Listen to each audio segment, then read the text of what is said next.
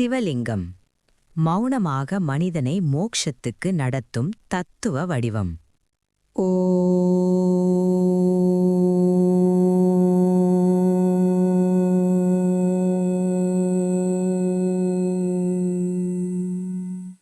சிவன் ஏன் லிங்கமாக இருக்கிறார்?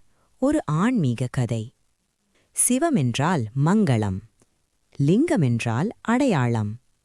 அதாவது மங்களத்தின் அடையாளமே சிவலிங்கம். மனிதன் பிறந்ததன் பொருள் என்ன?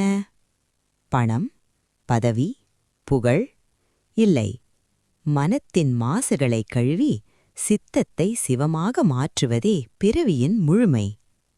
நான் உன்னை வணங்குகிறேன் என்று சித்தத்தில் சிவனை இருத்திவிட்டால் தேவைகள் தானாகவே நம்மை தேடி வரும் என்கிறது உபநிடதம்.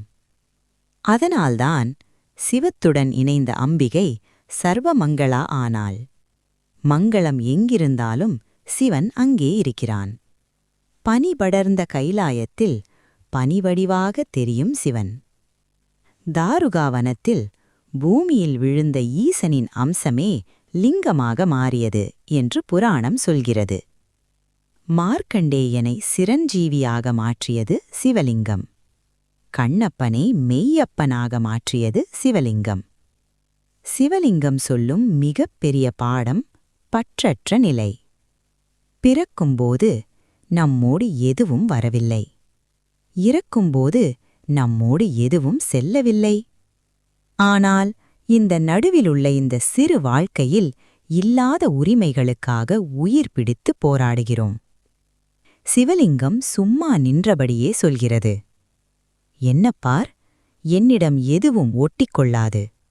அபிஷேகத் தண்ணீர் நிலைக்காது, அணிகலன் தங்காது, ஆடை உடுத்த இயலாது. அதுதான் தியாகம், அதுதான் மோக்ஷத்தின் வழி. சுகமும் துக்கமும் ஒன்றே. வெயிலடித்தாலும் மழை பெய்தாலும் பனி பொழிந்தாலும் சிவலிங்கம் அசையாது. அது சொல்லாமல் சொல்லும் செய்தி, சுக துக்கங்களை சமமாகப் பார். கண்ணனும் இதைத்தான் சொன்னான்.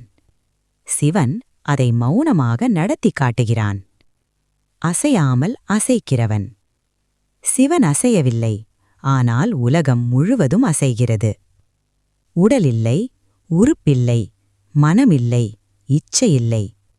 இருந்தும் அனைத்தையும் இயக்கும் பரம்பொருள் அவன். உடலிருந்தால் ஆசை வரும், ஆசை வந்தால் வந்தம் வரும், வந்தம் வந்தால் பிறவி நீழும்.